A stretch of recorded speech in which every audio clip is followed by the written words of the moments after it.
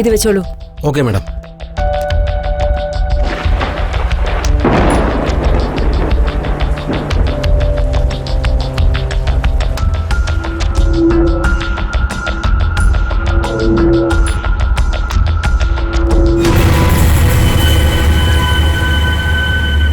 Madam, ഇതാ diary.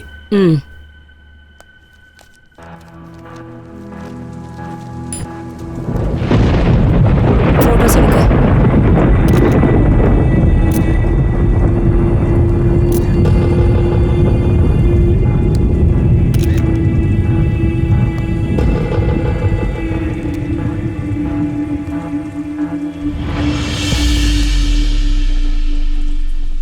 എന്താടോ, കൊല ചെയ്തിട്ട് നാട്ടിൽ പോയിട്ട് വന്നാ? സർ സർ സർ സർ എന്റെ ഭാര്യ ആരോ കൊന്നതാന്ന് പറഞ്ഞാ ഞങ്ങൾ വിശ്വസിക്കുന്നു വിചാരിച്ചോ? ക്രിമിനൽ.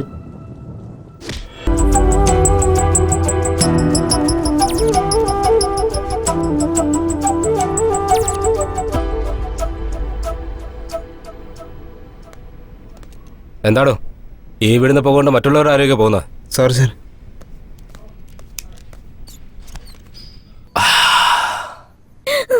എന്താണോ അത്? അടുത്ത മുറിയില് ഇൻട്രോഗേഷൻ നടക്കുക. സ്ത്രീകളെ തല്ലരുതെന്ന് പറഞ്ഞിട്ടുള്ളതല്ലേ? അല്ലെങ്കിൽ തന്നെ നമുക്ക് ചീത്തപ്പേരാ. തല്ലുന്ന സ്ത്രീകളല്ലേ? സാറിന് എങ്ങനെ തോന്നിയോ സാർ? ഞാൻ വിളിച്ചോണ്ട് വരാം.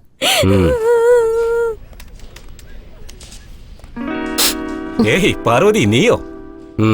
വീണ്ടും തുടങ്ങിയല്ലേ? നിന്നോട് എത്ര തവണ പറഞ്ഞിട്ടുള്ളതാ പാർവതി, അവര് പറയുന്നൊന്നും വിശ്വസിക്കരുതെന്നാ. കഷ്ടം.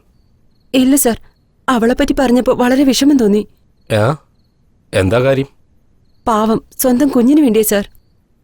അവൾ ഇതുവരെ കല്യാണം കഴിച്ചിട്ടില്ല. അതിനുമ്പ് കൊച്ചുവായോ? കല്യാണം കഴിഞ്ഞില്ലെന്നോ? സാറിനെങ്ങനെ അറിയാം? പോലീസുകാരനായിരുന്നിട്ട് ഇതൊന്നും അറിഞ്ഞില്ലെങ്കിൽ പിന്നെ എന്താ പാർവതി? ഒറ്റ നോട്ടത്തിൽ മനസ്സിലാക്കാൻ പറ്റും അവളെ കല്യാണം കഴിഞ്ഞോ ഇല്ലയോ എന്നുള്ള കാര്യമൊക്കെ. ഹെഡ് കോൺസ്റ്റബിൾ സാറേ, ആ കേസ് ഒന്ന് ഡീൽ ചെയ്യ. ശരി സാർ. പാർവതി, നമ്മുടെ ഹീറോ എവിടെ?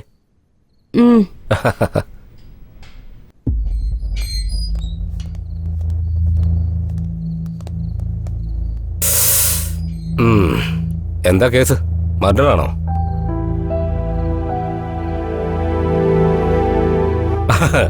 പയ്യനെ കണ്ടിട്ട് നല്ല പാവം പോലെ ഉണ്ടല്ലോ. മർഡർ ചെയ്യോ? അത് നിങ്ങളാണ് സാർ പറയേണ്ടത്.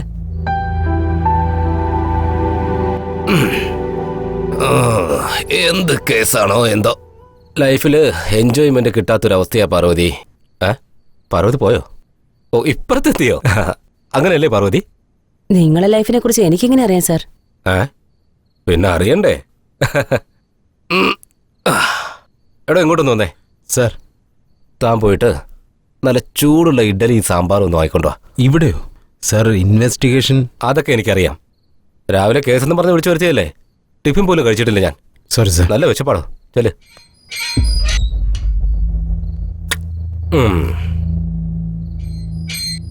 Sir, tiffin.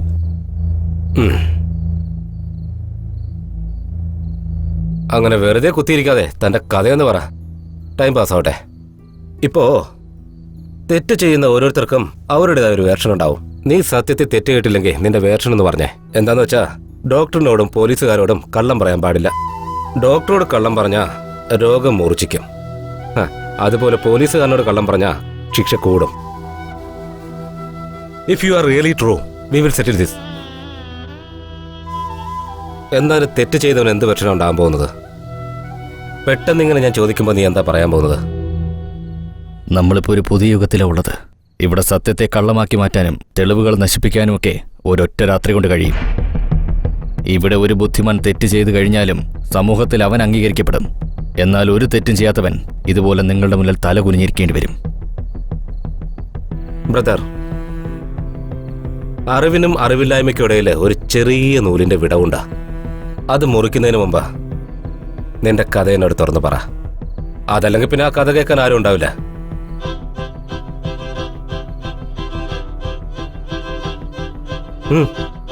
എന്റെ പേര് കാർത്തിക്.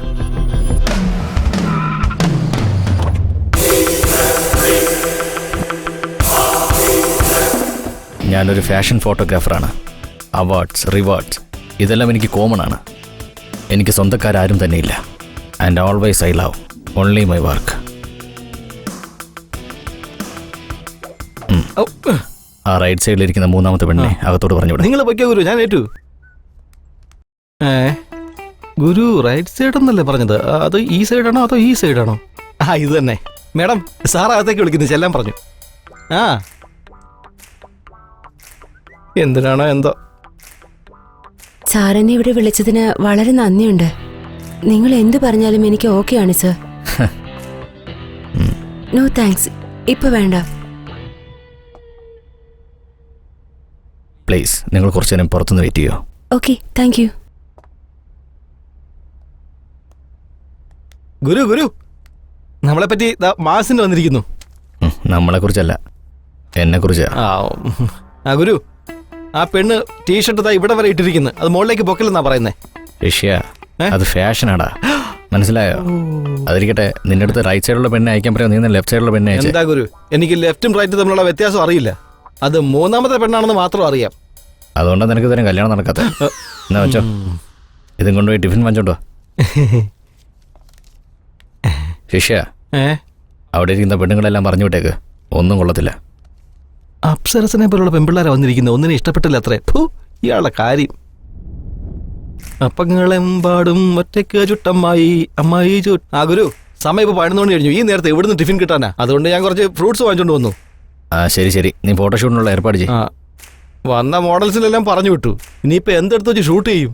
ഇയാൾക്ക് വട്ട്. ഓൾറെഡി പെണ്ണ് വന്നു കഴിഞ്ഞു, ലൈറ്റ്സ് ഓൺ ചെയ്യും. ഓ അങ്ങനെ.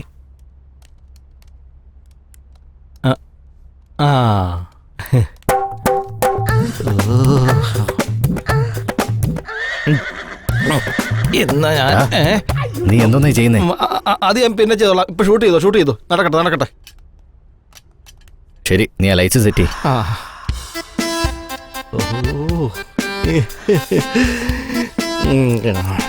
ഫ്രെയിമിനകത്ത് എന്താ ചെയ്യുന്നേ? ഫോൺ അടിക്കുന്ന ആരാ നോക്ക്.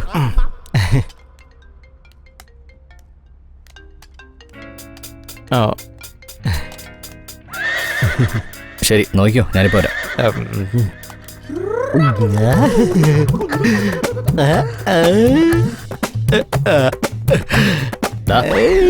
നീ അവിടെ എന്താ ചെയ്യുന്നേ? നോക്കിക്കൊള്ളാൻ പറഞ്ഞില്ലേ, അതുകൊണ്ട് നോക്കിക്കൊണ്ടിരിക്കുകയായിരുന്നു. നീ പുറത്തു പോ. പുറത്ത് പോ. പെർഫെക്റ്റ്. ഒന്ന് ലെഫ്റ്റിലോട്ട്. Next position.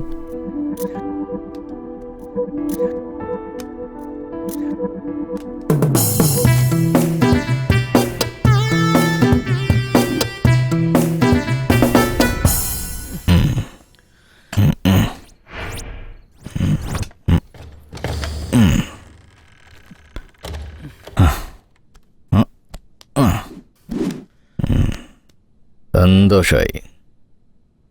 ഹോട്ടൽ ഫുഡും പേയ്മെൻറ്റ് ബെഡിലും. ഏത് പെണ്ണിനെ കണ്ടാലും കാർത്തിക് അവിടെ കൊണ്ടുപോ, കാർത്തിക് ഇവിടെ കൊണ്ടുപോ, കാർത്തിക് അത് വാങ്ങിത്താ, കാർത്തിക് ഇത് വാങ്ങിത്താ. എല്ലാവരും വരും, അവരുടെ ജോലിയും തീർക്കും, പോവുകയും ചെയ്യും. ഒരു പെണ്ണെങ്കിലും സ്നേഹത്തോടെ കാർത്തി എന്ന് വിളിച്ചിട്ടുണ്ടോ?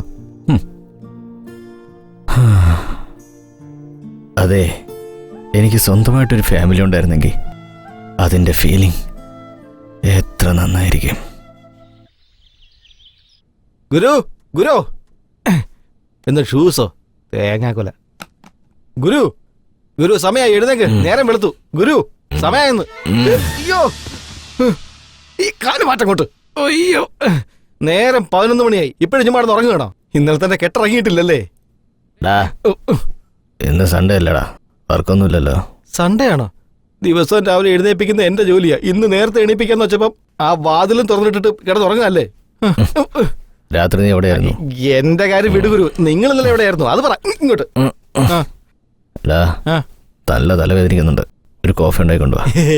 ഇല്ല ഗുരു. എന്തെങ്കിലും എടുത്തോണ്ട് വാടാ. അതും ഇല്ല ഗുരു. എടാ, ബോൺവിറ്റോ ഹോർലിക്സോ എന്തെങ്കിലും എടുത്തോണ്ട് വാ. ഉണ്ടായിട്ട് വേണ്ട എടുത്തോണ്ട് വരാൻ. പാലെങ്കിലും എടുത്തോണ്ട് വാ. അങ്ങനെ പറ. പാലുകാരൻ ഇന്ന് വന്നില്ല, പിന്നെ പാൽ എവിടുന്ന് കിട്ടാന്? പാലില്ലാതെ ഇതൊക്കെ ഞാൻ എങ്ങനെ ഉണ്ടാക്കും? ബോധത്തോടെ തന്നെയാണോ ഈ സംസാരിക്കുന്നത്? എടാ, ഫ്രിഡ്ജിൽ സോഡ ഇരിപ്പുണ്ട്, എടുത്തോണ്ട് വാ. അത്രേ ഉള്ളൂ, എല്ലാവരും അത്രേ ഉള്ളൂ. വയറ് നിറയുന്നത് വരെ. വയറ് നിറഞ്ഞു കഴിഞ്ഞാലേ കറിവേപ്പില പോലെ എടുത്ത് കളയും. എന്റെ കാര്യം അങ്ങനെ തന്നെ. അയ്യോ.